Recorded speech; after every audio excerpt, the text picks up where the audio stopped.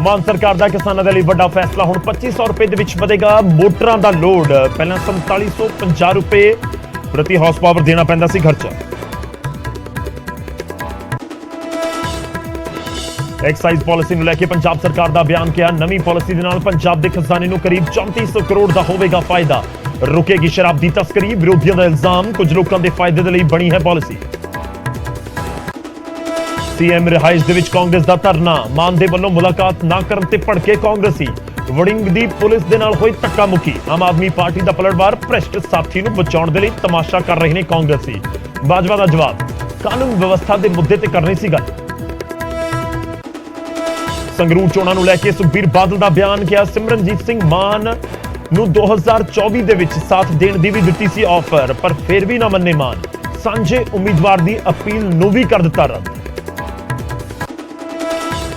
Canada 'ਚ ਬੈਠੇ ਗੋਲਡੀ ਬਰਾੜ ਦੇ ਖਿਲਾਫ ਰੈੱਡ ਕਾਰਨਰ ਨੋਟਿਸ ਦਾ ਪ੍ਰੋਸੈਸ ਸ਼ੁਰੂ।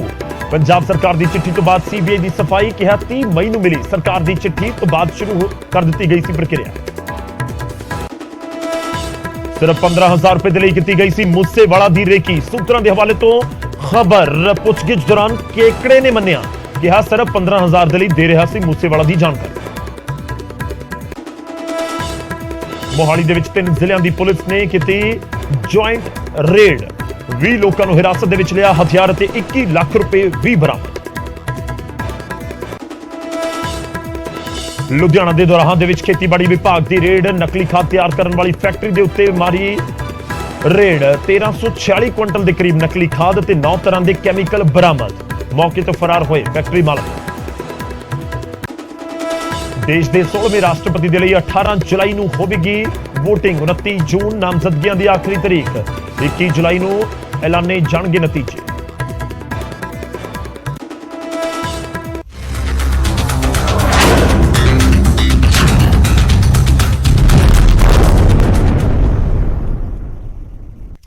ਸਤਿ ਸ੍ਰੀ ਅਕਾਲ, ਸਵਾਗਤ ਹੈ। ਗੌਰਵ ਸ਼ੁਕਲਾ ਮੈਂ ਹਾਂ ਤੁਹਾਡੇ ਨਾਲ ਹਾਜ਼ਰ ਹਾਂ। ਫਰਕ ਤਾਂ ਪੈਂਦਾ ਹੈ ਲੈ ਕੇ। ਫਰਕ ਤਾਂ ਪੈਂਦਾ ਦੀ ਸ਼ੁਰੂਆਤ ਅੱਜ ਕਰਨ ਜਾ ਰਹੇ ਹਾਂ।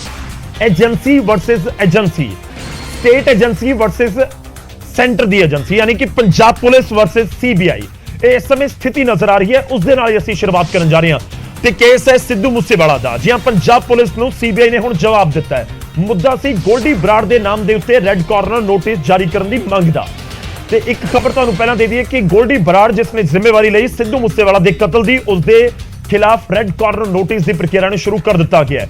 ਪੰਜਾਬ ਪੁਲਿਸ ਦੇ ਵੱਲੋਂ ਇੱਕ ਦਿਨ ਪਹਿਲਾਂ ਇਹ ਪ੍ਰੈਸ ਨੋਟ ਜਾਰੀ ਕਰਕੇ ਕਿਹਾ ਗਿਆ ਸੀ ਕਿ ਅਸੀਂ 19 ਮਈ ਨੂੰ ਸੀਬੀਆਈ ਨੂੰ ਲਿਖਿਆ ਸੀ ਕਿ ਤੁਸੀਂ ਰੈੱਡ ਕਾਰਨਰ ਨੋਟਿਸ ਜਾਰੀ ਕਰਵਾਓ ਗੋਲਡੀ ਬਰਾੜ ਦੇ ਖਿਲਾਫ। ਤਾਂ ਹੁਣ ਸੀਬੀਆਈ ਦੇ ਵੱਲੋਂ ਇਸ ਪੂਰੇ ਮਾਮਲੇ ਦੇ ਵਿੱਚ ਪੰਜਾਬ ਪੁਲਿਸ ਨੂੰ ਜਵਾਬ ਦਿੱਤਾ ਗਿਆ ਹੈ ਤੇ ਜਿਸ ਦੇ ਵਿੱਚ ਜ਼ਿਕਰ ਕੀਤਾ ਗਿਆ ਹੈ ਕਿ ਪੰਜਾਬ ਪੁਲਿਸ ਦੀ ਜਿਹੜੀ ਚਿੱਠੀ ਹੈ ਜਾਂ ਈਮੇਲ ਹੈ ਉਹ 30 ਤਰੀਕ ਨੂੰ ਸਾਨੂੰ ਮਿਲੀ ਹੈ। 30 ਤਰੀਕ ਯਾਨੀ ਕਿ ਸਿੱਧੂ ਮੂਸੇਵਾਲਾ ਦੇ ਕਤਲ ਤੋਂ ਅਗਲੇ ਦਿਨ 30 ਤਰੀਕ ਨੂੰ। ਸੀਬੀਆਈ ਇਹ ਵੀ ਦਾਅਵਾ ਕਰ ਰਹੀ ਹੈ, ਜੋ ਪ੍ਰੈਸ ਰਿਲੀਜ਼ ਜਾਰੀ ਕੀਤੀ ਗਈ ਸੀਬੀਆਈ ਦੇ ਵੱਲੋਂ, ਉਸ ਦੇ ਵਿੱਚ ਦਾਅਵਾ ਕੀਤਾ ਗਿਆ ਕਿ 30 ਤਰੀਕ ਨੂੰ 12:25 ਦੇ ਉੱਤੇ ਇੱਕ ਈਮੇਲ ਮਿਲੀ ਪੰਜਾਬ ਪੁਲਿਸ ਦੇ ਵੱਲੋਂ ਭੇਜੀ ਗਈ ਸੀ, ਜਿਸ ਦੇ ਵਿੱਚ ਰੈੱਡ ਕਾਰਨਰ ਨੋਟਿਸ ਦੀ ਮੰਗ ਕੀਤੀ ਗਈ ਸੀ। ਇਹ ਵੀ ਜ਼ਿਕਰ ਕੀਤਾ ਗਿਆ ਕਿ ਉਸ ਈਮੇਲ ਦੇ ਵਿੱਚ ਇੱਕ ਫਾਈਲ ਅਟੈਚ ਸੀ। ਅਟੈਚ ਫਾਈਲ ਦੇ ਵਿੱਚ ਇੱਕ ਚਿੱਠੀ ਸੀ। ਚਿੱਠੀ ਦੇ ਉੱਪਰ 19/5 ਡੇਟ ਪਾਈ ਗਈ ਸੀ। 19 ਮਈ ਦੀ ਡੇਟ ਸੀ ਜੋ ਸਰਕਾਰ ਨੇ, ਜੋ ਪੰਜਾਬ ਦੀ ਪੁਲਿਸ ਨੇ ਪਹਿਲਾਂ ਦਾਅਵਾ ਕੀਤਾ ਸੀ। ਤਾਂ ਸੀਬੀਆਈ ਦਾ ਇਹ ਵੀ ਤਰਕ ਹੈ ਕਿ ਇੱਕ ਕਾਪੀ ਉਹਨਾਂ ਦੇ ਕੋਲ ਹਾਰਡ ਕਾਪੀ ਪਹੁੰਚੀ, ਮਤਲਬ ਕਿ ਉਹਨਾਂ ਨੂੰ ਬਾਈ ਪੋਸਟ ਭੇਜੀ ਗਈ ਹੋਵੇਗੀ। ਉਸ ਦਾ ਵੀ ਜ਼ਿਕਰ ਸੀਬੀਆਈ ਕਰ ਰਹੀ ਹੈ ਕਿ ਉਹ ਵੀ ਸਾਨੂੰ 30 ਮਈ ਨੂੰ ਬਰਾਮਦ ਹੋਈ ਹੈ, 30 ਮਈ ਨੂੰ ਸਾਨੂੰ ਮਿਲੀ ਹੈ। ਤੇ ਇਸ ਦੇ ਨਾਲ ਸੀਬੀਆਈ ਦੇ ਬਿਆਨ ਦੇ ਵਿੱਚ ਇਹ ਵੀ ਦਾਅਵਾ ਕੀਤਾ ਗਿਆ ਹੈ ਕਿ 30 ਮਈ ਨੂੰ ਚਿੱਠੀ ਸਾਨੂੰ ਮਿਲੀ ਤੇ ਉਸ ਤੋਂ ਬਾਅਦ ਅਸੀਂ 2 ਜੂਨ ਨੂੰ ਹੀ ਇਹ ਪੂਰਾ ਪ੍ਰੋਸੈਸ ਅੱਗੇ ਵਧਾ ਦਿੱਤਾ ਸੀ। ਯਾਨੀ 31 ਮਈ 1 ਤੇ 2 ਅਗਲੇ 2 ਦਿਨਾਂ ਦੇ ਵਿੱਚ ਹੀ ਸੀਬੀਆਈ ਆਫਿਸ ਦਾਅਵਾ ਕਰ ਰਿਹਾ ਕਿ ਅਸੀਂ ਅਗਲਾ ਪੂਰਾ ਪ੍ਰੋਸੈਸ ਗੋਲਡੀ ਬਰਾੜ ਦੇ ਖਿਲਾਫ ਰੈੱਡ ਕਾਰਨਰ ਨੋਟਿਸ ਦੇ ਲਈ ਜਾਰੀ ਕਰ ਦਿੱਤਾ ਸੀ।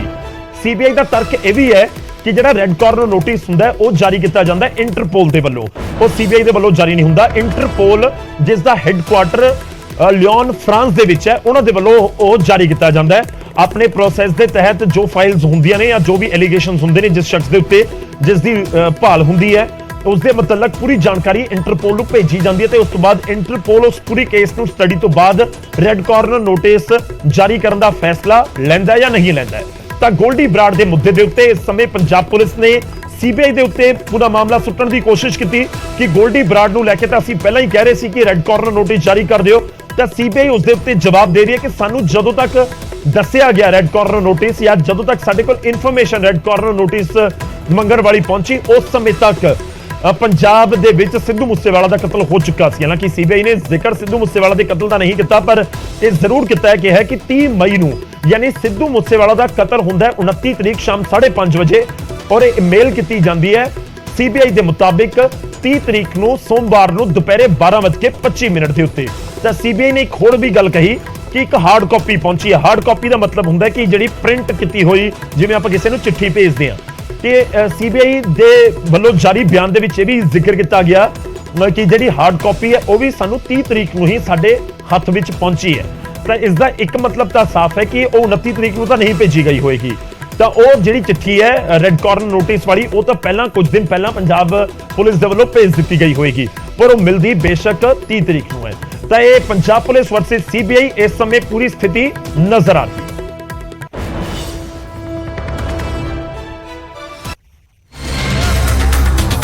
ਸਿੱਧੂ ਮੂਸੇਵਾਲਾ ਦੇ ਕਤਲ ਤੋਂ ਬਾਅਦ ਪੰਜਾਬ ਪੁਲਿਸ ਅਤੇ ਸੀਬੀਆਈ ਆਮੋ ਸਾਹਮਣੇ ਨਜ਼ਰ ਆਉਂਦੇ ਨੇ। ਦੋਨੋਂ ਹੀ ਇੱਕ ਦੂਜੇ ਉੱਤੇ ਇਲਜ਼ਾਮ ਤਰਾਸ਼ੀਆਂ ਕਰਨ ਚ ਲੱਗੇ ਨੇ। ਪੰਜਾਬ ਪੁਲਿਸ ਦੀ ਸੀਬੀਆਈ ਦੇ ਉੱਤੇ ਠੀਕਰਾ ਭੰਨੇ ਜਾਣ ਤੋਂ ਬਾਅਦ ਏਜੰਸੀ ਦੇ ਵੱਲੋਂ ਹੁਣ ਜਵਾਬ ਦੇ ਵਿੱਚ ਕਿਹਾ ਗਿਆ ਕਿ ਸਾਨੂੰ ਪੰਜਾਬ ਪੁਲਿਸ ਦੀ ਈਮੇਲ 30 ਮਈ ਨੂੰ ਮਿਲੀ ਸੀ, ਜਿਸ ਦੇ ਵਿੱਚ 19 ਮਈ ਵਾਲਾ ਲੈਟਰ ਵੀ ਅਟੈਚ ਸੀ, ਜਦੋਂ ਕਿ ਮੂਸੇਵਾਲਾ ਦਾ ਕਤਲ 29 ਮਈ ਨੂੰ ਹੋਇਆ ਸੀ। ਉੱਥੇ ਹੁਣ ਸੀਬੀਆਈ ਦਾ ਕਹਿਣਾ ਕਿ 2 ਜੂਨ ਤੱਕ ਪੂਰੀ ਕਾਰਵਾਈ ਕਰਕੇ ਇਸ ਨੂੰ ਇੰਟਰਪੋਲ ਨੂੰ ਭੇਜਿਆ ਗਿਆ ਹੈ। ਗੈਂਗਸਟਰ ਗੋਲਡੀ ਬਰਾੜ ਦੇ ਖਿਲਾਫ ਰੈੱਡ ਕਾਰਨਰ ਨੋਟਿਸ ਕਰਨ ਦਾ ਅਧਿਕਾਰ ਹੁਣ ਇੰਟਰਪੋਲ ਦੇ ਕੋਲ ਹੈ। ਹੁਣ ਸਵਾਲ ਇਹ ਉੱਠ ਰਿਹਾ ਕਿ ਪੰਜਾਬ ਪੁਲਿਸ ਇਸ ਮਾਮਲੇ ਦੇ ਵਿੱਚ ਝੂਠ ਬੋਲ ਰਹੀ ਹੈ ਕਿ ਪੰਜਾਬ ਪੁਲਿਸ ਨੇ ਮੂਸੇਵਾਲਾ ਦੇ ਕਤਲ ਤੋਂ ਬਾਅਦ ਲੈਟਰ ਜਾਰੀ ਕੀਤਾ ਸੀ। ਇਹ ਸਭ ਸਵਾਲ ਲੋਕਾਂ ਦੇ ਜ਼ਿਹਨ ਦੇ ਵਿੱਚ ਨੇ। ਜ਼ਿਕਰ ਖਾਸ ਹੈ ਕਿ ਬੁੱਧਵਾਰ ਨੂੰ ਪੰਜਾਬ ਪੁਲਿਸ ਨੇ ਕਿਹਾ ਸੀ ਕਿ ਉਹਨਾਂ ਨੇ ਕੈਨੇਡਾ ਦੇ ਵਿੱਚ ਬੈਠੇ ਗੈਂਗਸਟਰ ਗੋਲਡੀ ਬਰਾੜ ਦੇ ਖਿਲਾਫ ਰੈੱਡ ਕਾਰਨਰ ਨੋਟਿਸ ਜਾਰੀ ਕਰਨ ਦੇ ਲਈ ਸੀਬੀਆਈ ਨੂੰ ਕਿਹਾ ਸੀ, ਪਰ ਸੀਬੀਆਈ ਦੇ ਵੱਲੋਂ ਇਸ ਦੇ ਵਿੱਚ ਦੇਰੀ ਹੋਣ ਦੇ ਕਾਰਨ ਕਾਰਵਾਈ ਨਹੀਂ ਹੋਈ। ਪੰਜਾਬ ਪੁਲਿਸ ਦਾ ਕਹਿਣਾ ਸੀ ਕਿ ਗੋਲਡੀ ਬਰਾੜ ਦੇ ਪੁਰਾਣੇ ਕੇਸਾਂ ਦੀ ਜਾਂਚ ਸੰਬੰਧੀ 19 ਮਈ ਨੂੰ ਸੀਬੀਆਈ ਨੂੰ ਇਹ ਚਿੱਠੀ ਭੇਜੀ ਗਈ ਸੀ, ਪਰ ਸੀਬੀਆਈ ਦੇਰੀ ਕਰਦੀ ਰਹੀ ਤੇ ਜੇਕਰ ਸੀਬੀਆਈ ਐਕਸ਼ਨ ਲੈਂਦੀ ਤਾਂ ਮੂਸੇਵਾਲਾ ਦੇ ਕਤਲ ਦੀ ਵਾਰਦਾਤ ਨੂੰ ਰੋਕਿਆ ਜਾ ਸਕਦਾ ਸੀ। ਤਾਂ ਹੁਣ ਕਿਸ ਦੀ ਅਰਗੈਨਿਕ ਸੀ ਜਾਂ ਕਿਸ ਦੀ ਇਸ ਪੂਰੇ ਮਾਮਲੇ ਦੇ ਵਿੱਚ ਢਿੱਲ ਸੀ ਕਿ ਸਿੱਧੂ ਮੂਸੇਵਾਲਾ ਦਾ ਕਤਲ ਕੀ ਨਹੀਂ ਰੋਕਿਆ ਜਾ ਸਕਦਾ ਸੀ? ਖੈਰ, ਇਹ ਵੀ ਕਿਹਾ ਜਾਂਦਾ ਕਿ ਹੁਣ ਇਹਨੂੰ ਰੋਕ ਕੌਣ ਸਕਦਾ ਹੈ, ਪਰ ਜਦੋਂ ਸਟੇਟ ਏਜੰਸੀਆਂ ਤੇ ਸੈਂਟਰ ਦੀਆਂ ਏਜੰਸੀਆਂ ਜਾਂਚ ਦੇ ਮਾਮਲੇ ਦੇ ਵਿੱਚ ਆਮੋ ਸਾਹਮਣੇ ਨਜ਼ਰ ਆਉਣ ਜਾਂ ਇੱਕ ਦੂਜੇ ਉੱਤੇ ਵਾਰ ਪਲਟਵਾਰ ਕਰ ਰਹੀਆਂ ਹੋਣ, ਫਿਰ ਫਰਕ ਤਾਂ ਪੈਂਦਾ ਹੈ। ਉਦੋਂ ਲਾਰੈਂਸ ਦੀ ਗੱਲ ਕਰਾਂਗੇ। ਲਾਰੈਂਸ ਬਿਸ਼ਨੋਈ ਨੇ ਤਿਹਾੜ ਜੇਲ੍ਹ ਦੇ ਵਿੱਚ ਸਿੱਧੂ ਮੂਸੇਵਾਲਾ ਦੀ ਕਤਲ ਦੀ ਕਸਮ ਖਾਈ ਸੀ। ਇਸ ਦਾ ਖੁਲਾਸਾ ਦਿੱਲੀ ਪੁਲਿਸ ਦੀ ਪੁੱਛਗਿੱਛ ਦੇ ਵਿੱਚ ਹੋਇਆ ਹੈ। ਸਿੱਧੂ ਮੂਸੇਵਾਲਾ ਦੇ ਕਤਲ ਦਾ ਮਾਸਟਰਮਾਈਂਡ ਗੈਂਗਸਟਰ ਲਾਰੈਂਸ ਬਿਸ਼ਨੋਈ ਹੀ ਹੈ। ਉਸੇ ਨੇ ਤਿਹਾੜ ਜੇਲ੍ਹ ਦੇ ਵਿੱਚ ਬੈਠ ਕੇ ਇਸ ਦੀ ਸਾਜ਼ਿਸ਼ ਘੜੀ। ਫਿਰ ਕੈਨੇਡਾ ਦੇ ਵਿੱਚ ਬੈਠੇ ਗੈਂਗਸਟਰ ਗੋਲਡੀ ਬਰਾੜ ਤੇ ਸਚਿਨ ਥਾਪਨ ਬਿਸ਼ਨੋਈ ਦੀ ਮਦਦ ਦੇ ਨਾਲ ਉਸ ਨੂੰ ਅੰਜਾਮ ਵੀ ਦਿੱਤਾ। ਜਦੋਂ ਵਿੱਕੀ ਮਿੱਡੂ ਖੇੜਾ ਦਾ ਕਤਲ ਹੋਇਆ ਤਾਂ ਲਾਰੈਂਸ ਨੇ ਜੇਲ੍ਹ ਦੇ ਵਿੱਚ ਕਸਮ ਖਾਈ ਸੀ ਕਿ ਉਹ ਸਿੱਧੂ ਮੂਸੇਵਾਲਾ ਨੂੰ ਜ਼ਿੰਦਾ ਨਹੀਂ ਛੱਡੇਗਾ। ਤਿਹਾੜ ਜੇਲ੍ਹ ਦੇ ਵਿੱਚ ਬੰਦ ਦੂਜੇ ਗੈਂਗਸਟਰਸ ਨੇ ਦਿੱਲੀ ਪੁਲਿਸ ਦੀ ਸਪੈਸ਼ਲ ਸੈੱਲ ਦੀ ਪੁੱਛਗਿੱਛ ਦੇ ਵਿੱਚ ਇਸ ਦਾ ਖੁਲਾਸਾ ਕੀਤਾ ਹੈ। ਵਿੱਕੀ ਮਿੱਡੂ ਖੇੜਾ ਅਤੇ ਲਾਰੈਂਸ ਨੇ ਚੰਡੀਗੜ੍ਹ ਦੇ ਵਿੱਚ ਕਾਲਜ 'ਚ ਇਕੱਠੇ ਪੜ੍ਹਾਈ ਕੀਤੀ ਸੀ, ਜਿੱਥੇ ਇਹਨਾਂ ਦੀ ਦੋਸਤੀ ਹੋਈ। ਅਗਸਤ 2021 ਦੇ ਵਿੱਚ ਮਿੱਡੂ ਖੇੜਾ ਦਾ ਕਤਲ ਕਰ ਦਿੱਤਾ ਗਿਆ ਸੀ। ਮਿੱਡੂ ਖੇੜਾ ਦੇ ਮਰਡਰ ਦੇ ਵਿੱਚ ਬੰਬੀਹਾ ਗੈਂਗ ਦਾ ਹੱਥ ਹੋਣ ਦਾ ਇਲਜ਼ਾਮ ਲੱਗਿਆ। ਲਾਰੈਂਸ ਬਿਸ਼ਨੋਈ ਨੂੰ ਸ਼ੱਕ ਸੀ ਕਿ ਮੂਸੇਵਾਲਾ ਨੇ ਮਿੱਡੂ ਖੇੜਾ ਦੇ ਸ਼ੂਟਰਾਂ ਨੂੰ ਪਨਾਹ ਦਿੱਤੀ ਸੀ। ਤਾਂ ਇਹ ਕਸਮ ਕਨੈਕਸ਼ਨ ਜ਼ਰੂਰ ਸਾਹਮਣੇ ਆ ਰਿਹਾ ਕਿਉਂਕਿ ਲਾਰੈਂਸ ਬਿਸ਼ਨੋਈ ਗੈਂਗ ਦੇ ਵੱਲੋਂ ਜ਼ਿੰਮੇਵਾਰੀ ਲਈ ਗਈ ਸੀ। ਗੋਲਡੀ ਬਰਾੜ ਵੀ ਲਾਰੈਂਸ ਬਿਸ਼ਨੋਈ ਗੈਂਗ ਦਾ ਦੱਸਿਆ ਜਾਂਦਾ ਹੈ ਤੇ ਹੁਣ ਇਸ ਪੂਰੇ ਮਾਮਲੇ ਦੇ ਵਿੱਚ ਕਸਮ ਕਨੈਕਸ਼ਨ ਆਇਆ ਕਿ ਕਸਮ ਖਾਈ ਸੀ ਵਿੱਕੀ ਮਿੱਡੂ ਖੇੜਾ ਦੇ ਕਤਲ ਤੋਂ ਬਾਅਦ। ਹੁਣ ਗੱਲ ਕੇਕੜੇ ਦੀ। ਕੇਕੜਾ ਪੁਲਿਸ ਦੀ ਗਿਰਫਤ ਦੇ ਵਿੱਚ ਹੈ। ਕੇਕੜੇ ਨੇ ਰੇਕੀ ਕੀਤੀ ਤੇ ਕੇਕੜੇ ਨੇ ਰੇਕੀ ਦੇ ਬਦਲੇ ਪੈਸੇ ਕਿੰਨੇ ਲਏ? ਸਿਰਫ 15,000 ਰੁਪਏ। 15,000 ਰੁਪਏ ਦੇ ਲਈ ਮੂਸੇਵਾਲਾ ਦੀ ਰੇਕੀ ਕੀਤੀ ਤੇ ਉਸ ਤੋਂ ਬਾਅਦ ਮੂਸੇਵਾਲਾ ਦਾ ਕਤਲ ਹੋ ਗਿਆ। ਸਿੱਧੂ ਮੂਸੇਵਾਲਾ ਦੀ ਰੇਕੀ ਦੇ ਇਲਜ਼ਾਮਾਂ ਦੇ ਵਿੱਚ ਗ੍ਰਿਫਤਾਰ ਸੰਦੀਪ ਸਿੰਘ ਉਰਫ ਕੇਕੜਾ ਸਿਰਫ 15,000 ਰੁਪਏ ਦੇ ਵਿੱਚ ਕਾਤਲਾਂ ਨੂੰ ਪੂਰੀ ਖਬਰ ਦੇ ਰਿਹਾ ਸੀ। ਇਸ ਗੱਲ ਦਾ ਖੁਲਾਸਾ ਪੁਲਿਸ ਰਿਮਾਂਡ ਦੇ ਦੌਰਾਨ ਕੇਕੜਾ ਨੇ ਖੁਦ ਕੀਤਾ ਹੈ। ਦੱਸਦੀ ਕਿ ਕੇਕੜਾ ਉਹੀ ਸ਼ਖਸ ਹੈ ਜੋ ਮੂਸੇਵਾਲਾ ਦੇ ਕਤਲ ਤੋਂ 15 ਮਿੰਟ ਪਹਿਲਾਂ ਤੱਕ ਉਸ ਦੇ ਨਾਲ ਸੀ। ਮੂਸੇਵਾਲਾ ਦੇ ਘਰ ਦੇ ਬਾਹਰ ਦੀ ਇੱਕ ਸੀਸੀਟੀਵੀ ਫੁਟੇਜ ਦੇ ਵਿੱਚ ਕੇਕੜਾ ਦੀ ਮੌਜੂਦਗੀ ਵੀ ਨਜ਼ਰ ਆਉਂਦੀ ਹੈ। ਹਾਲਾਂਕਿ ਇਹਨਾਂ ਤਸਵੀਰਾਂ ਦੇ ਵਿੱਚ ਕੇਕੜਾ ਪਹਿਚਾਨ ਪਾਉਣਾ ਮੁਸ਼ਕਿਲ ਹੈ, ਪਰ ਪੁਲਿਸ ਦੇ ਸੂਤਰ ਦੱਸਦੇ ਨੇ ਕਿ ਕੇਕੜਾ 15 ਮਿੰਟ ਪਹਿਲਾਂ ਤੱਕ ਮੂਸੇਵਾਲਾ ਦੇ ਨਾਲ ਸੀ। ਇੱਥੋਂ ਤੱਕ ਕਿ ਕੇਕੜਾ ਨੇ ਮੂਸੇਵਾਲਾ ਦੇ ਘਰ ਚਾਹ ਤੱਕ ਪੀਤੀ ਸੀ ਅਤੇ ਤਕਰੀਬਨ 45 ਮਿੰਟ ਤੱਕ ਘਰ ਦੇ ਉੱਤੇ ਹੀ ਰੁਕਿਆ ਰਿਹਾ। ਅਤੇ ਜਦੋਂ ਕਤਲ ਦੀ ਵਾਰਦਾਤ ਵਾਲੇ ਦਿਨ ਮੂਸੇਵਾਲਾ ਆਪਣੀ ਬੁਲੇਟ ਪ੍ਰੂਫ ਗੱਡੀ ਛੱਡ ਕੇ ਥਾਰ ਦੇ ਵਿੱਚ ਨਿਕਲੇ ਤਾਂ ਕੇਕੜੇ ਨੇ ਹੀ ਕਾਤਲਾਂ ਨੂੰ ਫੋਨ ਦੇ ਉੱਤੇ ਇਸ ਗੱਲ ਦੀ ਵੀ ਇਤਲਾਹ ਦਿੱਤੀ ਸੀ। ਤਾਂ ਕੇਕੜੇ ਨੇ 15,000 ਰੁਪਏ ਦੇ ਲਈ 15,000 ਰੁਪਏ ਲੈ ਕੇ ਪੂਰੀ ਰੇਕੀ ਕਰ ਦਿੱਤੀ। ਉਧਰ ਸਿੱਧੂ ਮੂਸੇਵਾਲਾ ਕਤਲकांड ਦੇ ਵਿੱਚ ਦੋ ਅਹਿਮ ਗ੍ਰਿਫਤਾਰੀਆਂ ਹੋਈਆਂ ਨੇ। ਪੁਲਿਸ ਨੇ ਬਠਿੰਡਾ ਤੋਂ ਕੇਸ਼ਵ ਅਤੇ ਚੇਤਨ ਨਾਮ ਦੇ ਦੋ ਮੁਲਜ਼ਮਾਂ ਨੂੰ ਕਾਬੂ ਕੀਤਾ। ਸੂਤਰਾਂ ਦੇ ਮੁਤਾਬਿਕ ਪੁਲਿਸ ਦੀ ਗਿਰਫਤ ਦੇ ਵਿੱਚ ਆਇਆ ਚੇਤਨ ਉਸ ਵਕਤ ਕੇਕੜਾ ਦੇ ਨਾਲ ਮੌਜੂਦ ਸੀ ਜਦੋਂ ਸਿੱਧੂ ਮੂਸੇਵਾਲਾ ਦੇ ਘਰ ਦੇ ਉੱਤੇ ਮੌਜੂਦ ਸੀ। ਕੇਸ਼ਵ ਦੇ ਉੱਤੇ ਕਾਤਲਾਂ ਨੂੰ ਹਥਿਆਰ ਸਪਲਾਈ ਕਰਨ ਦਾ ਇਲਜ਼ਾਮ ਹੈ। ਕੇਕੜਾ ਉਹੀ ਸ਼ਖਸ ਹੈ ਜਿਸ ਨੇ ਸਿੱਧੂ ਮੂਸੇਵਾਲਾ ਦੀ ਰੇਕੀ ਕੀਤੀ ਸੀ। ਕੇਕੜਾ ਮੂਸੇਵਾਲਾ ਦੀ ਮੌਤ ਦੇ ਆਖਰੀ 15 ਮਿੰਟ ਤੱਕ ਨਾਲ ਸੀ। ਇੱਥੋਂ ਤੱਕ ਕਿ ਕੇਕੜਾ ਨੇ ਮੂਸੇਵਾਲਾ ਦੇ ਨਾਲ ਕਤਲ ਤੋਂ ਕਰੀਬ 15 ਮਿੰਟ ਪਹਿਲਾਂ ਸੈਲਫੀ ਵੀ ਖਿਚਵਾਈ ਅਤੇ ਉਸ ਦੇ ਘਰ ਦੇ ਉੱਤੇ 45 ਮਿੰਟ ਤੱਕ ਰੁਕਿਆ ਵੀ ਰਿਹਾ। ਫਿਲਹਾਲ ਦੋਵਾਂ ਤੋਂ ਪੁਲਿਸ ਪੁੱਛ ਪੜਤਾਲ ਕਰ ਰਹੀ ਹੈ। ਪੁਲਿਸ ਨੇ ਕੇਸ਼ਵ ਦੀ ਭੈਣ ਨੂੰ ਵੀ ਪੁੱਛਗਿੱਛ ਦੇ ਲਈ ਹਿਰਾਸਤ ਦੇ ਵਿੱਚ ਲਿਆ ਹੈ। ਹਾਲਾਂਕਿ ਪਰਿਵਾਰ ਇਹ ਵੀ ਕਹਿ ਰਿਹਾ ਕਿ 2 ਸਾਲ ਤੋਂ ਉਹ ਨਹੀਂ ਕੇਸ਼ਵ ਦੇ ਨਾਮ ਮਿਲ ਰਹੇ ਸੀ, ਪਰ ਇਸ ਸਭ ਦੇ ਵਿਚਾਲੇ ਪੁਲਿਸ ਤਾਂ ਪੁੱਛ ਪੜਤਾਲ ਕਰ ਰਹੀ ਹੈ।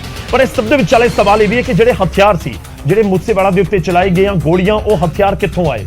ਕਿਤੇ ਮੂਸੇਵਾਲਾ ਨੂੰ ਮਾਰਨ ਦੇ ਲਈ ਪਾਕਿਸਤਾਨ ਤੋਂ ਹਥਿਆਰ ਤਾਂ ਨਹੀਂ ਮੰਗਵਾਏ ਗਏ? ਇਸ ਬਾਰੇ ਵੀ ਪੰਜਾਬ ਪੁਲਿਸ ਗੈਂਗਸਟਰ ਕੇਸ਼ਵ ਤੋਂ ਪੁੱਛ ਪੜਤਾਲ ਕਰ ਰਹੀ ਹੈ। ਤੇ ਨਿਊਜ਼ 18 ਦੀ ਲੈਬ ਐਨਾਲਿਸਿਸ ਰਿਪੋਰਟ ਦੇ ਵਿੱਚ ਖੁਲਾਸਾ ਹੋਇਆ ਕਿ ਪੰਜਾਬ ਦੇ ਗੈਂਗਸਟਰਾਂ ਨੂੰ ਹਥਿਆਰ ਪਾਕਿਸਤਾਨ ਪ੍ਰੋਵਾਈਡ ਕਰਵਾਉਂਦਾ ਹੈ, ਉਹ ਵੀ ਡਰੋਨ ਜ਼ਰੀਏ। ਨਿਊਜ਼ 18 ਦੇ ਐਨਾਲਿਸਿਸ ਦੇ ਵਿੱਚ ਇਹ ਖੁਲਾਸਾ ਹੋਇਆ ਕਿ ਡਰੋਨ ਪਾਕਿਸਤਾਨ ਤੋਂ ਹੀ ਆਉਂਦੇ ਨੇ, ਸਗੋਂ ਪੰਜਾਬ ਦੀ ਸਰਜ਼ਮੀਨ ਤੋਂ ਉਡਾਨ ਵੀ ਭਰਦੇ ਨੇ। ਇੱਕ ਕੇਸ ਦੀ ਸਟੱਡੀ ਕਰਦੇ ਹੋਏ ਇਹ ਖੁਲਾਸਾ ਹੋਇਆ। 9 ਜਨਵਰੀ 2022 ਨੂੰ BSF ਨੇ ਅੰਮ੍ਰਿਤਸਰ 'ਚ ਇੰਡੋ-ਪਾਕ ਬਾਰਡਰ ਤੇ ਇੱਕ ਡਰੋਨ ਨੂੰ ਮਾਰ ਡਿਗਾਇਆ ਸੀ। ਇਸ ਡਰੋਨ ਦੇ ਨਾਲ ਬੰਨੀ 10 ਕਿਲੋ ਹੈਰੋਇਨ ਬਰਾਮਦ ਹੋਈ। ਇਹ ਪਹਿਲੀ ਵਾਰ ਨਹੀਂ, ਇਸ ਤੋਂ ਬਾਅਦ ਵੀ ਫਰਵਰੀ ਤੇ ਮਾਰਚ ਮਹੀਨੇ 'ਚ ਡਰੋਨ ਆਏ। ਇਹ ਡਰੋਨ ਪੰਜਾਬ ਦੀ ਧਰਤੀ ਤੋਂ ਹੀ ਉਡਾਨ ਭਰਦੇ ਨੇ ਤੇ ਉਧਰੋਂ ਪਾਕਿਸਤਾਨੀ ਅੱਤਵਾਦੀ ਇਹਨਾਂ ਡਰੋਨਸ ਨੂੰ ਡਰੱਗਸ ਅਤੇ ਹਥਿਆਰ ਦੇ ਨਾਲ ਲੋਡ ਕਰਕੇ ਪੰਜਾਬ ਦੇ ਵੱਲ ਵਾਪਸ ਭੇਜ ਦਿੰਦੇ ਨੇ। ਇਹਨਾਂ ਡਰੋਨਸ ਨੂੰ ਪੰਜਾਬ ਦੀ ਧਰਤੀ ਤੋਂ ਹੀ ਆਪਰੇਟ ਕੀਤਾ ਜਾਂਦਾ ਹੈ। ਜ਼ਿਆਦਾਤਰ ਇਹ ਡਰੋਨ ਤਰਨਤਾਰਨ ਤੇ ਅੰਮ੍ਰਿਤਸਰ ਦੇ ਪਿੰਡਾਂ ਦੇ ਵਿੱਚੋਂ ਆਪਰੇਟ ਕੀਤੇ ਜਾਂਦੇ ਨੇ। ਦਰਅਸਲ ਇੰਟਰਨੈਸ਼ਨਲ ਲੈਵਲ ਤੇ ਗੈਂਗਸਟਰਾਂ ਤੇ ਅੱਤਵਾਦੀਆਂ ਦਾ ਇੱਕ ਵੱਡਾ ਨੈਕਸਸ ਚੱਲਦਾ ਹੈ। ਇਸ ਨੈਟਵਰਕ ਨੂੰ ਚਲਾਉਣ ਦੇ ਲਈ ਗੈਂਗਸਟਰ ਤੇ ਅੱਤਵਾਦੀ ਸਰਹੱਦੀ ਪਿੰਡਾਂ ਦੇ ਲੋਕਾਂ ਦਾ ਵੀ ਇਸਤੇਮਾਲ ਕਰਦੇ ਨੇ ਤੇ ਇਹ ਲੋਕ ਅੱਗੇ ਗੁਆਂਢੀ ਮੁਲਕਾਂ ਦੇ ਵਿੱਚ ਰਹਿੰਦੇ ਰਿਸ਼ਤੇਦਾਰਾਂ ਨਾਲ ਸੰਪਰਕ ਕਰਦੇ ਨੇ ਤੇ ਇਸ ਤਰ੍ਹਾਂ ਪੰਜਾਬ ਦੇ ਵਿੱਚ ਹਥਿਆਰਾਂ ਤੇ ਨਸ਼ਿਆਂ ਦੀ ਤਸਕਰੀ ਹੁੰਦੀ ਹੈ। ਤੇ ਪੂਰਾ ਨੈਕਸਸ ਜਿਸ ਤਰੀਕੇ ਨਾਲ ਇਸ ਸਮੇਂ ਕੰਮ ਕਰ ਰਿਹਾ, ਬਹੁਤ ਚਿੰਤਾ ਵਾਲਾ ਵਿਸ਼ਾ ਤਾਂ ਜ਼ਰੂਰ ਨਜ਼ਰ ਆ ਰਿਹਾ ਹੈ, ਕਿਉਂਕਿ ਜਦੋਂ ਗੈਂਗਸਟਰ ਤੇ ਟੈਰਰਿਸਟ ਆਪਸ ਦੇ ਵਿੱਚ ਮਿਲੇ ਹੋਏ ਨਜ਼ਰ ਆਉਣ, ਖਾਸ ਤੌਰ ਤੇ ਹਥਿਆਰਾਂ ਦੀ ਸਪਲਾਈ ਹੋਵੇ, ਫਿਰ ਫਰਕ ਤਾਂ ਪੈਂਦਾ ਹੈ ਔਰ ਚਿੰਤਾ ਤਾਂ ਵੱਧਦੀ ਹੈ। ਇਸ ਸਭ ਦੇ ਵਿਚਾਲੇ ਕਿਉਂਕਿ ਮੂਸੇਵਾਲਾ ਦਾ ਕਤਲकांड ਹੋਇਆ, ਉਸ ਤੋਂ ਬਾਅਦ ਪੁਲਿਸ ਐਕਸ਼ਨ ਦੇ ਵਿੱਚ ਹੈ। ਮੋਹਾਲੀ ਦੇ ਵਿੱਚ ਪੁਲਿਸ ਦਾ ਐਕਸ਼ਨ ਦਿਖਿਆ। 3 ਜ਼ਿਲ੍ਹਿਆਂ ਦੀ ਪੁਲਿਸ ਚੈਕਿੰਗ ਕਰਦੀ ਹੋਈ ਨਜ਼ਰ ਆਈ। ਤੇ ਮੋਹਾਲੀ ਦੀ ਹਾਈ ਪ੍ਰੋਫਾਈਲ ਸੁਸਾਇਟੀ ਹੋਮਲੈਂਡ ਦੇ ਵਿੱਚ ਵੀ ਰੇਡ ਕੀਤੀ ਗਈ ਤੇ ਕੁਝ ਨੌਜਵਾਨਾਂ ਨੂੰ ਉੱਥੋਂ ਹਿਰਾਸਤ ਦੇ ਵਿੱਚ ਲਿਆ ਗਿਆ ਜੋ ਬਿਨਾਂ ਵੈਰੀਫਿਕੇਸ਼ਨ ਦੇ ਇੱਥੇ ਰਹਿ ਰਹੇ ਸਨ। 21 ਲੱਖ ਰੁਪਇਆ ਕੈਸ਼ ਜਿਹੜਾ ਬਰਾਮਦ ਹੋਇਆ ਔਰ ਉਹਦੀ ਅਸੀਂ ਇਨਕਮ ਟੈਕਸ ਡਿਪਾਰਟਮੈਂਟ ਨੂੰ ਸਾਰੀ ਇਨਫੋਰਮੇਸ਼ਨ ਦਿੱਤੀ ਹੈ। ਉਸ ਤੋਂ ਇਲਾਵਾ 7 ਵੈਪਨਸ ਵੀ ਅਸੀਂ ਸਰਚ ਦੇ ਦੌਰਾਨ ਸੀਜ਼ ਕੀਤੇ ਆ ਔਰ ਉਹਨਾਂ ਨੂੰ ਵੈਰੀਫਾਈ ਅਸੀਂ ਕਰ ਰਹੇ ਹਾਂ। ਇਹ ਰੇਡ ਮੋਹਾਲੀ, ਫਤਿਹਗੜ੍ਹ ਸਾਹਿਬ ਅਤੇ ਰੋਪੜ ਦੇ ਵਿੱਚ ਸਾਂਝੇ ਤੌਰ ਦੇ ਉੱਤੇ ਕੀਤੀ ਗਈ। ਪੁਲਿਸ ਨੇ ਜਿਨ੍ਹਾਂ ਨੂੰ ਹਿਰਾਸਤ ਦੇ ਵਿੱਚ ਲਿਆ ਉਹਨਾਂ ਦੇ ਕੋਲੋਂ ਕਈ ਖੁਲਾਸੇ ਹੋਣ ਦੀ ਪੁਲਿਸ ਨੂੰ ਉਮੀਦ ਹੈ। ਤੇ ਇਹ ਰੇਡ ਸਿਰਫ ਮੋਹਾਲੀ ਜਾਂ ਮੋਹਾਲੀ ਦੀ ਇੱਕ ਸੁਸਾਇਟੀ ਤੱਕ ਸੀਮਿਤ ਨਹੀਂ ਸੀ, ਬਲਕਿ ਟੋਟਲ 3 ਸੁਸਾਇਟੀਆਂ ਦੇ ਵਿੱਚ ਰੇਡ ਕੀਤੀ ਗਈ ਹੈ। ਮੋਹਾਲੀ ਦੇ ਨੇੜੇ ਦੇ ਸ਼ਹਿਰ, ਨਾਲ ਲੱਗਦੇ ਸ਼ਹਿਰ ਖਰੜ ਦੇ ਵਿੱਚ ਵੀ ਪੁਲਿਸ ਦੀਆਂ ਟੀਮਾਂ ਪਹੁੰਚੀਆਂ। ਖਰੜ ਦੀ ਜਲਵਾਯੂ ਟਾਵਰ ਤੇ ਈਡਨ ਕੋਰਟ ਸੁਸਾਇਟੀ ਦੇ ਵਿੱਚ ਵੀ ਪੁਲਿਸ ਨੇ ਛਾਪਾ ਮਾਰਿਆ। ਪੁਲਿਸ ਨੇ ਜਲਵਾਯੂ ਟਾਵਰ ਦੇ ਵਿੱਚੋਂ 7 ਨੌਜਵਾਨਾਂ ਨੂੰ ਹਿਰਾਸਤ ਦੇ ਵਿੱਚ ਵੀ ਲੈ ਲਿਆ, ਜਿਨ੍ਹਾਂ ਦੇ ਵਿੱਚ ਇੱਕ ਵਾਂਟਡ ਵੀ ਦੱਸਿਆ ਜਾ ਰਿਹਾ ਹੈ। ਇਹ ਸੁਸਾਇਟੀਜ਼ ਹੈਗੀਆਂ ਜਲਵਾਯੂ ਵਿਹਾਰ, ਈਡਨ ਕੋਰਟ ਤੇ ਹੋਮਲੈਂਡ ਜਿਹੜਾ ਹੈਗਾ, ਇਹਨਾਂ ਤਿੰਨਾਂ ਦੇ ਵਿੱਚ 3 ਜ਼ਿਲ੍ਹਿਆਂ ਦੀ ਪੁਲਿਸ ਨੇ ਅੱਜ ਐਕਸ਼ਨ ਕੀਤਾ, ਜਿਹਦੇ ਵਿੱਚ ਕਿ ਲਗਭਗ 20 ਬੰਦੇ ਜਿਹੜੇ ਹੈਗੇ ਨੇ, ਸ਼ੱਕੀ ਬੰਦੇ ਜਿਹੜੇ ਹੈਗੇ, ਉਹਨਾਂ ਨੂੰ ਰਾਉਂਡ ਅਪ ਕੀਤਾ ਗਿਆ। ਇਸ ਤੋਂ ਇਲਾਵਾ 7 ਵੈਪਨ ਜਿਹੜੇ ਹੈਗੇ ਨੇ ਉਹ ਰਿਕਵਰ ਹੋਏ ਨੇ, ਜਿਨ੍ਹਾਂ ਦੀ ਹੁਣ ਵੈਰੀਫਿਕੇਸ਼ਨਸ ਆਪਾਂ ਕਰ ਰਹੇ ਹੈਗੇ ਆ। ਤੇ ਇਸ ਤੋਂ ਇਲਾਵਾ 21 ਲੱਖ ਰੁਪਈਆ ਕੈਸ਼ ਅਤੇ ਕੁਝ ਓਪੀਐਮ ਜਿਹੜਾ ਹੈਗਾ ਉਹ ਰਿਕਵਰ ਹੋਇਆ ਹੈ, ਜਿਹਦੇ ਉੱਪਰ ਕੀ ਲੀਗਲ ਕਾਰਵਾਈ ਕੀਤੀ ਜਾ ਰਹੀ ਹੈ। ਪੁਲਿਸ ਨੇ ਮੋਹਾਲੀ ਅਤੇ ਖਰੜ ਦੀਆਂ 3 ਸੁਸਾਇਟੀਜ਼ ਦੇ ਵਿੱਚ ਰੇਡ ਕੀਤੀ, ਜਿੱਥੋਂ ਇੱਕ ਵਾਂਟਡ ਸਣੇ 20 ਨੌਜਵਾਨਾਂ ਨੂੰ ਹਿਰਾਸਤ ਦੇ ਵਿੱਚ ਲਿਆ ਗਿਆ ਤੇ ਜਾਣਕਾਰੀ ਮੁਤਾਬਕ ਇਹਨਾਂ ਦੇ ਕੋਲੋਂ 7 ਹਥਿਆਰ, 20 ਲੱਖ ਰੁਪਏ, 18 ਗ੍ਰਾਮ ਅਫੀਮ ਵੀ ਬਰਾਮਦ ਹੋਈ ਹੈ ਤੇ 10 ਸ਼ੱਕੀ ਵਾਹਨ ਵੀ ਜ਼ਬਤ ਕੀਤੇ ਗਏ ਨੇ। ਸਿੱਧੂ ਮੂਸੇਵਾਲੇ ਦੇ ਮਰਡਰ ਤੋਂ ਬਾਅਦ ਲਗਾਤਾਰ ਜਿਹੜਾ ਪੰਜਾਬ 'ਚ ਅਲਰਟ ਨੂੰ ਵੇਖਦੇ ਹੋਏ ਕਈ ਜਿਹੜੀ ਸੁਸਾਇਟੀਜ਼ ਨੇ, ਕਈ ਜ਼ਿਲ੍ਹੇ 'ਚ ਪੁਲਿਸ ਅਲਰਟ ਹੈ ਤੇ ਲਗਾਤਾਰ ਸਰਚ ਆਪਰੇਸ਼ਨ ਕਰਕੇ ਜਿਹੜੇ ਸ਼ੱਕੀ ਨੌਜਵਾਨ ਨੇ, ਜਿਹੜੇ ਲੋਕ ਨੇ, ਉਹਨਾਂ ਨੂੰ ਹਿਰਾਸਤ 'ਚ ਲੈ ਕੇ ਪੁੱਛਗਿੱਛ ਜਿਹੜੀ ਕੀਤੀ ਜਾ ਰਹੀ। ਸਿੱਧੂ ਮੂਸੇਵਾਲਾ ਕਤਲकांड ਤੋਂ ਬਾਅਦ ਪੁਲਿਸ ਬਾਰਡਰ ਏਰੀਆ ਹੋਣ ਕਰਕੇ ਮੋਹਾਲੀ ਦੀਆਂ ਵੱਖ-ਵੱਖ ਸੁਸਾਇਟੀਆਂ ਦੇ ਉੱਤੇ ਰੇਡ ਕਰਕੇ ਜਾਂਚ ਕਰ ਰਹੀ ਹੈ। ਤਾਂ ਜਾਂਚ ਜਾਰੀ ਹੈ। ਜਿਸ ਤਰੀਕੇ ਨਾਲ ਲਾਮ ਲਸ਼ਕਰ ਲੈ ਕੇ ਪੁਲਿਸ ਦੇ ਵੱਡੇ ਅਧਿਕਾਰੀ ਪਹੁੰਚੇ ਤਾਂ ਇਹ ਜ਼ਰੂਰ ਇੱਕ ਅਲਾਮ ਹੈ ਜਾਂ ਕਿ ਇੱਕ ਚੇਤਾਵਨੀ ਉਹਨਾਂ ਸ਼ਰਾਰਤੀ ਅੰਸਰਾਂ ਜਾਂ ਫਿਰ ਸਮਾਜ ਵਿਰੋਧੀ ਅੰਸਰਾਂ ਨੂੰ ਹੈ ਕਿ ਹੁਣ ਇਹ ਕੰਮ ਨਹੀਂ ਚੱਲਿਆ। ਖਾਸ ਤੌਰ ਤੇ ਸਿੱਧੂ ਮੂਸੇਵਾਲਾ ਦੇ ਕਤਲ ਤੋਂ ਬਾਅਦ ਐਕਸ਼ਨ ਦੇ ਵਿੱਚ ਪੁਲਿਸ ਨਜ਼ਰ ਆ ਰਹੀ ਹੈ। ਹੁਣ ਅੱਗੇ ਵਧਦੇ ਹਾਂ, ਖਬਰ ਬਠਿੰਡਾ ਤੋਂ ਲਵਾਂਗੇ। ਬਠਿੰਡਾ ਦੇ ਦਿਆਲਪੁਰਾ ਥਾਣੇ ਤੋਂ ਲੋਕਾਂ ਨੂੰ ਜਮ੍ਹਾਂ ਹੋਏ ਰਿਵਾਲਵਰ, ਜੋ ਲੋਕਾਂ ਨੇ ਥਾਣੇ ਵਿੱਚ ਜਮ੍ਹਾਂ ਕਰਵਾਏ ਸੀ ਰਿਵਾਲਵਰ, ਉਹ ਨਹੀਂ ਮਿਲ ਰਹੇ। ਉੱਥੇ ਗਾਇਬ ਹੋਣ ਦਾ ਮਾਮਲਾ ਸਾਹਮਣੇ ਆਇਆ। ਕੋਠਾ ਗੁਰੂ ਦੇ ਮਨਜਿੰਦਰ ਸਿੰਘ ਨਾਮ ਦੇ ਸ਼ਖਸ ਨੇ ਆਪਣੇ ਪਿਤਾ ਦੀ ਮੌਤ ਤੋਂ ਬਾਅਦ ਦਿਆਲਪੁਰ ਥਾਣੇ ਦੇ ਵਿੱਚ ਰਿਵਾਲਵਰ ਜਮ੍ਹਾਂ ਕਰਵਾਈ ਸੀ, ਜਿਸ ਦੀ ਰਸੀਦ ਉਸ ਦੇ ਕੋਲ ਹੈ। ਪਰ ਸਟੇਸ਼ਨ ਤੋਂ ਰਿਵਾਲਵਰ ਲੈਣ ਗਿਆ ਤਾਂ ਪਤਾ ਲੱਗਿਆ ਕਿ ਡੱਬੇ ਦੇ ਅੰਦਰ ਕੋਈ ਹੋਰ ਹੀ ਰਿਵਾਲਵਰ ਹੈ। ਮੇਰੇ ਡੈਡੀ ਦੀ ਮੌਤ ਹੋ ਗਈ ਸੀ, ਅਸੀਂ ਰਿਵਾਲਵਰ ਜਮ੍ਹਾਂ ਕਰਾਤਾ ਸੀ ਜੀ ਇੱਥੇ ਭਗਤ ਜੀ 19/4/2021 ਜੀ ਤੇ ਫਿਰ ਅਸੀਂ ਰਸਸ ਬਣਾ ਲਿਆ ਸੀਗਾ। ਅਸੀਂ 18/1/2022 ਨੂੰ ਲੈਣ ਗਏ ਤੇ ਡੱਬਾ ਸਾਡਾ ਸੀ, ਚੈਨ ਸਾਡੀ ਸੀਗੀ, ਵਿੱਚ ਰਿਵਾਲਵਰ ਹੋਰ ਸੀ। ਮਨਜਿੰਦਰ ਦੇ ਇਲਾਵਾ ਪ੍ਰੀਤਮ ਸਿੰਘ ਨਾਮ ਦੇ ਸ਼ਖਸ ਦਾ ਵੀ ਰਿਵਾਲਵਰ ਥਾਣੇ ਤੋਂ ਗਾਇਬ ਹੋਇਆ ਸੀ, ਜੋ ਕਿਸੇ ਹੋਰ ਅਪਰਾਧੀ ਤੋਂ ਬਰਾਮਦ ਕੀਤਾ ਗਿਆ। ਅਸੀਂ ਤਾਂ ਹੈਰਾਨ ਆ ਜੀ, ਪਿਸਟਲ ਥਾਣੇ ਦੇ ਵਿੱਚੋਂ ਗਿਆ ਤਾਂ ਦਿਆਲਪੁਰੇ ਮੇਰਾ ਭਗਤੇ ਜਮਾਂਗਾ ਥਾਣੇ ਦੇ ਵਿੱਚ ਤੇ ਫੜਿਆ ਇਹ ਰਾਮਪੁਰੇ ਜਾਂਦਾ ਜੀ। ਇਹ ਤਾਂ ਪੁਲਿਸ ਵਾਲਿਆਂ ਨੂੰ ਪਤਾ ਹੀ ਕਿ ਕਿਵੇਂ ਜਾ ਵੜਿਆ। ਮੈਂ ਤਾਂ ਜਦੋਂ ਪਤਾ ਲੱਗਿਆ ਵੀ ਆਹ ਹੁਣ ਮੈਨੂੰ ਤਾਂ 27 ਤਰੀਕ ਨੂੰ ਪਤਾ ਲੱਗਿਆ ਜਦੋਂ ਪਰਚਾ ਦਰਜ ਹੋਇਆ। ਪ੍ਰੀਤਮ ਸਿੰਘ ਹੈਰਾਨ ਹੈ ਕਿ ਕਿਵੇਂ ਉਸ ਦਾ ਪਿਸਤੌਲ ਇੱਕ ਅਪਰਾਧੀ ਤੋਂ ਮਿਲਿਆ, ਜਦੋਂ ਕਿ ਉਸਨੇ ਰਿਵਾਲਵਰ ਤਾਂ ਥਾਣੇ ਦੇ ਵਿੱਚ ਜਮ੍ਹਾਂ ਕਰਵਾਇਆ ਸੀ। ਖੈਰ, ਜਿਹੜੀ ਰਿਵਾਲਵਰ ਥਾਣੇ ਦੇ ਵਿੱਚ ਜਮ੍ਹਾਂ ਕਰਵਾਈ ਉਹ ਕਿੱਥੇ ਚਲੀ ਗਈ, ਅਪਰਾਧੀਆਂ ਦੇ ਕੋਲ ਕਿਵੇਂ ਪਹੁੰਚ ਗਈ, ਬਹੁਤ ਗੰਭੀਰ ਮਸਲਾ ਜ਼ਰੂਰ ਨਜ਼ਰ ਆਉਂਦਾ ਹੈ। ਕਿਉਂਕਿ ਪੰਜਾਬ ਭਰ ਦੇ ਵਿੱਚ ਖਾਸ ਤੌਰ ਤੇ ਜਦੋਂ ਇਲੈਕਸ਼ਨ ਹੁੰਦੇ ਨੇ ਜਾਂ ਕੋਈ ਸਥਿਤੀ ਅਜਿਹੀ ਹੋਵੇ ਤਾਂ ਫਿਰ ਰਿਵਾਲਵਰ ਜਮ੍ਹਾਂ ਕਰਵਾ ਜਾਂ ਹਥਿਆਰ ਜਮ੍ਹਾਂ ਕਰਵਾ ਲਏ ਜਾਂਦੇ ਨੇ। ਪਰ ਜਦੋਂ ਥਾਣੇ ਦੇ ਵਿੱਚੋਂ ਹੀ ਜਮ੍ਹਾਂ ਕਰਵਾਇਆ ਹੋਇਆ ਹਥਿਆਰ ਗਾਇਬ ਹੋ ਜਾਏ ਫਿਰ ਫਰਕ ਤਾਂ ਪੈਂਦਾ ਹੈ। ਹੁਣ ਅੱਗੇ ਵਧਦੇ ਹਾਂ ਤੇ ਗੱਲ ਸਿਆਸੀ ਕਰਾਂਗੇ, ਸਿਆਸਤ ਦੀ ਕਰਾਂਗੇ। ਚੰਡੀਗੜ੍ਹ ਦੇ ਵਿੱਚ ਪੰਜਾਬ ਦੇ ਮੁੱਖ ਮੰਤਰੀ ਦੀ ਸਰਕਾਰੀ ਰਿਹਾਇਸ਼ ਦੇ ਵਿੱਚ ਕਾਂਗਰਸੀਆਂ ਦੇ ਧਰਨੇ ਨੂੰ ਲੈ ਕੇ ਬਵਾਲ ਹੋ ਗਿਆ।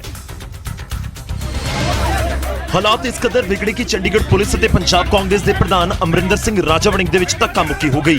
ਇਸ ਤੋਂ ਬਾਅਦ ਪੁਲਿਸ ਸਾਰੇ ਕਾਂਗਰਸੀਆਂ ਨੂੰ ਹਿਰਾਸਤ ਦੇ ਵਿੱਚ ਲੈ ਲੈਂਦੀ ਹੈ। ਉਹਨਾਂ ਨੂੰ ਬੱਸ ਦੇ ਵਿੱਚ ਭਰ ਕੇ ਪੁਲਿਸ ਥਾਣੇ ਲੈ ਕੇ ਗਈ। ਕਾਂਗਰਸੀ ਆਗੂ ਮੁੱਖ ਮੰਤਰੀ ਭਗਵੰਤ ਮਾਨ ਦੇ ਨਾਲ ਮਿਲਣ ਪਹੁੰਚੇ ਸਨ। ਉਹਨਾਂ ਦਾ ਕਹਿਣਾ ਕਿ ਸਾਬਕਾ ਮੰਤਰੀ ਸਾਧੂ ਸਿੰਘ ਧਰਮਸੋਤ ਤੇ ਸੰਗਤ ਸਿੰਘ ਦਿਲਜੀਆਂ ਤੇ ਸਿਆਸੀ ਬਦਲਾਖੋਰੀ ਦੇ ਤਹਿਤ ਕੇਸ ਦਰਜ ਕੀਤਾ ਗਿਆ ਹੈ।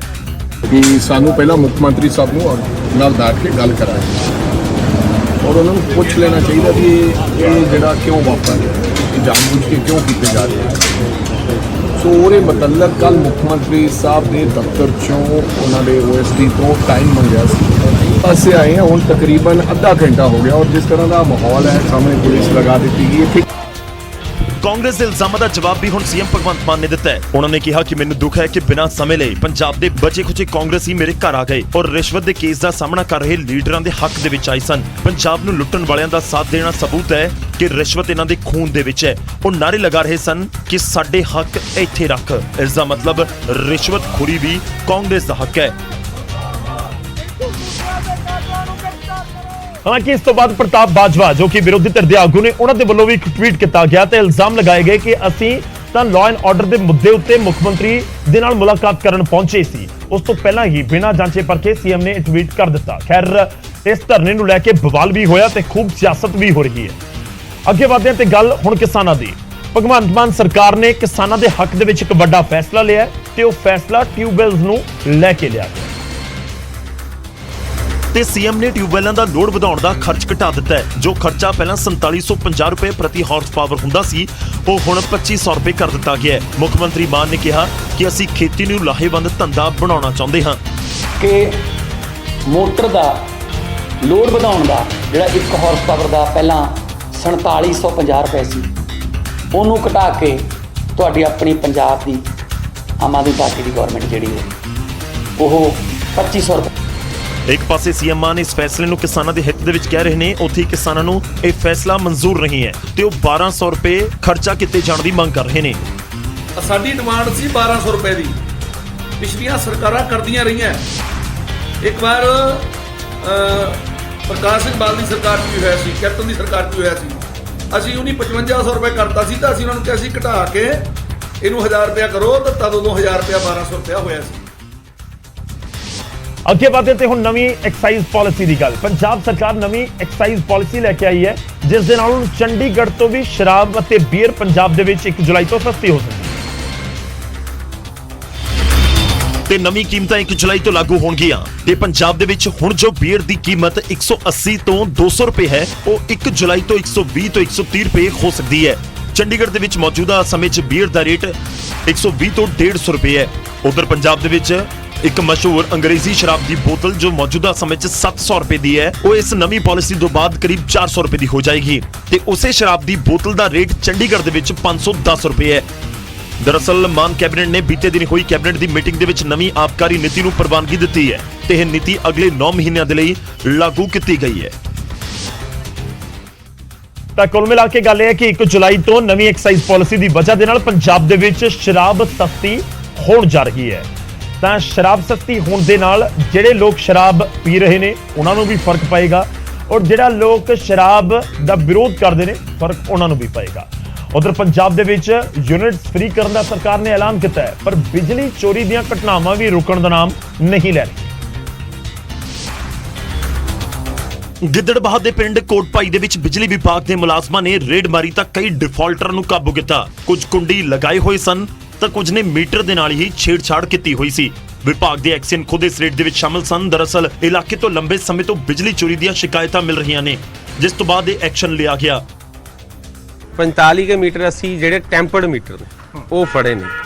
ਅਸੀਂ ਕੋਟ ਭਾਈ ਅੱਜ ਇਸ ਕਰਕੇ ਆਏ ਹਾਂ ਕਿ ਸਾਨੂੰ ਸਭ ਤੋਂ ਜ਼ਿਆਦਾ ਸ਼ਿਕਾਇਤਾਂ ਮੇਰੀ ਡਿਵੀਜ਼ਨ 'ਚ ਮੈਂ ਪਹਿਲਾਂ ਵੀ ਜ਼ਿਕਰ ਕੀਤਾ ਸੀ, ਇਹ ਆਉਂਦੀ ਹੈ ਕਿ ਇਸ ਏਰੀਏ 'ਚ ਚੋਰੀ ਬੜੀ ਹੈ, ਕੰਜ਼ਿਊਮਰ ਬਹੁਤ ਪਰੇਸ਼ਾਨ ਨੇ ਉਹਦੇ ਨਾਲ, ਟਰਾਂਸਫਾਰਮਰਸ ਤੇ ਬਹੁਤ ਲੋਡ ਰਹਿੰਦਾ। ਬਿਜਲੀ ਵਿਭਾਗ ਦੀ ਕਾਰਵਾਈ ਦੇ ਨਾਲ ਲੋਕਾਂ ਦੇ ਵਿੱਚ ਨਾਰਾਜ਼ਗੀ ਨਜ਼ਰ ਆਈ। ਲੋਕਾਂ ਦਾ ਕਹਿਣਾ ਕਿ ਸਰਕਾਰ ਨੇ ਬਿੱਲ ਮਾਫ ਕਰ ਦਿੱਤੇ ਤਾਂ ਫਿਰ ਚੈਕਿੰਗ ਕਿਸ ਗੱਲ ਦੀ? ਵੋਟਾਂ ਦੀ ਖਾਤਰ ਨਜਾਇਜ਼ ਕਰ ਰਹੇ ਸਾਰਾ ਕੁਝ, ਅਨਾਉਂਸ ਕਰ ਦਿੰਦੇ ਆ ਉਦੋਂ ਬਾਅਦ ਕਰਦੇ ਹੀ ਨਹੀਂ ਕੁਝ। ਦੱਸ ਦਈਏ ਕਿ ਪੰਜਾਬ ਸਰਕਾਰ ਨੇ ਸੱਤਾ ਦੇ ਵਿੱਚ ਆਉਂਦੇ ਹੀ ਹਰ ਮਹੀਨੇ 300 ਯੂਨਿਟ ਫ੍ਰੀ ਦੇਣ ਦਾ ਐਲਾਨ ਕੀਤਾ ਹੈ। ਹਾਲਾਂਕਿ 300 ਯੂਨਿਟ ਫ੍ਰੀ 1 ਜੁਲਾਈ ਤੋਂ ਮਿਲਣੇ ਸ਼ੁਰੂ ਹੋਣਗੇ। ਤਾਂ 1 ਜੁਲਾਈ ਤੋਂ ਤਾਂ 300 ਯੂਨਿਟ ਦਾ ਦਾਅਵਾ ਜ਼ਰੂਰ ਵਾਅਦਾ ਕੀਤਾ ਗਿਆ ਸਰਕਾਰ ਦੇ ਵੱਲੋਂ ਕਿ ਫ੍ਰੀ ਮਿਲਣਗੇ, ਪਰ ਬਿਜਲੀ ਚੋਰੀ ਵੀ ਤਾਂ ਰੁਕਣੀ ਹੋਏਗੀ। ਉਧਰ ਦੁਰਾਹਾ ਦੇ ਵਿੱਚ ਨਕਲੀ ਖਾਦ ਬਣਾਉਣ ਵਾਲੀ ਇੱਕ ਫੈਕਟਰੀ ਦੇ ਉੱਤੇ ਖੇਤੀਬਾੜੀ ਵਿਭਾਗ ਦੇ ਵੱਲੋਂ ਛਾਪਾ ਮਾਰਿਆ ਤੇ ਇਹ ਜੋ ਖਾਦ ਦੀਆਂ ਬੋਰੀਆਂ, ਦਵਾਈਆਂ ਦੀਆਂ ਬੋਤਲਾਂ, ਕੈਮੀਕਲ ਦੇ ਭਰੇ ਡਰਮ, ਖਾਦ ਬਣਾਉਣ ਵਾਲੀਆਂ ਮਸ਼ੀਨਾਂ ਨੇ ਉਹ ਸਭ ਨਕਲੀ ਨੇ ਤੇ ਇਹਨਾਂ ਨਾਲ ਹੀ ਨਕਲੀ ਖਾਦ ਤਿਆਰ ਕੀਤੀ ਜਾਂਦੀ ਹੈ। ਦੁਰਾਹਾ ਦੇ ਵਿੱਚ ਬਣੀ ਇਹ ਫੈਕਟਰੀ ਤਾਂ ਖਾਦ ਬਣਾਉਣ ਵਾਲੀ ਹੈ, ਪਰ ਇੱਥੇ ਖਾਦ ਨਕਲੀ ਬਣਾਈ ਜਾਂਦੀ ਹੈ ਜੋ ਇਲਜ਼ਾਮ ਲੱਗ ਰਹੇ ਨੇ। ਜਿਹਨੇ ਸਾਨੂੰ ਸ਼ਿਕਾਇਤ ਮਿਲੀ ਸੀ ਯੂਨੀਵਰਸਲ ਕ੍ਰੌਪ ਪ੍ਰੋਟੈਕਸ਼ਨ ਫਰਮ ਹੈ ਤੇ ਸਾਨੂੰ ਪਤਾ ਲੱਗਾ ਸੀ ਵੀ ਇਹ ਜਾਲੀ ਖਾਦਾਂ ਤਿਆਰ ਕਰਦੇ। ਅਸੀਂ ਆਏ ਸੀਗੇ, ਅਸੀਂ ਪਹਿਲਾਂ ਵੀ ਚੈੱਕ ਕੀਤੀ ਸੀਗੀ, ਇੱਕ ਦੀ NPK ਬਣਾ ਕੇ ਨੇਪਾਲ ਭੇਜ ਦਿਆ, ਉਹਦਾ ਮੇਰੇ ਕੋਲ ਲਾਇਸੈਂਸ ਹੈ। ਇਹ ਖਾਦ ਪੰਜਾਬ 'ਚ ਨਹੀਂ ਸਗੋਂ ਨੇਪਾਲ ਤੇ ਹੋਰ ਮੁਲਕਾਂ ਦੇ ਵਿੱਚ ਵੀ ਸਪਲਾਈ ਕੀਤੀ ਜਾਂਦੀ ਸੀ। ਗੁਪਤ ਸੂਚਨਾ ਦੇ ਆਧਾਰ ਤੇ ਖੇਤੀਬਾੜੀ ਮਹਿਕਮੇ ਨੇ ਛਾਪੇਮਾਰੀ ਕੀਤੀ।